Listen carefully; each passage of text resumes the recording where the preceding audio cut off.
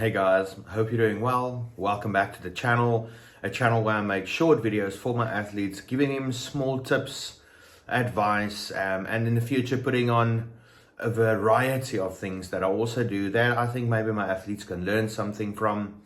So the one thing that I thought I would share with you guys tonight is not to be scared to try something new.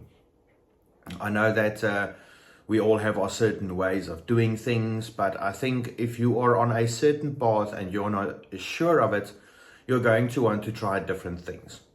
And I'm not, of course, I always say with Team TGL, I say no fear, no doubt. And if you have doubts, you should sort those out. Always say when you're working with a coach and you have doubts on what they're doing, then one or two things. Either you should not be with that coach or you should stop doubting. Because doubting is what's holding you back. Not to talk about fear, but of course there is that sort of anxiety always, I think, fear of the unknown for some athletes. And then there's also this fear of missing out, all these various certain types of bad feelings that push us into, I think, areas where we are not supposed to be. If you have a certain belief or trust system built into what you're doing and you follow through on that, then you'll reap the rewards. If you, of course, don't, or you don't follow through on your plan, the same applies, I guess, that then you will not reap the rewards. So just a message, don't be afraid to try new things. I'm not saying jump off a mountain, see if you can fly, but I mean, within reason, either be very comfortable with what you're doing, trusting in the process of, in other words, maybe a time period you've set aside for trying something. And also, if you've tried something new and maybe, let's say it doesn't work, then no problem at all, move on. If you find something that does work, however, try to track it closely and see perhaps if you're not getting placebo effects. I hear so many stories about athletes trying things sometimes, and then they say, later on they realize that this was the real thing that was giving results.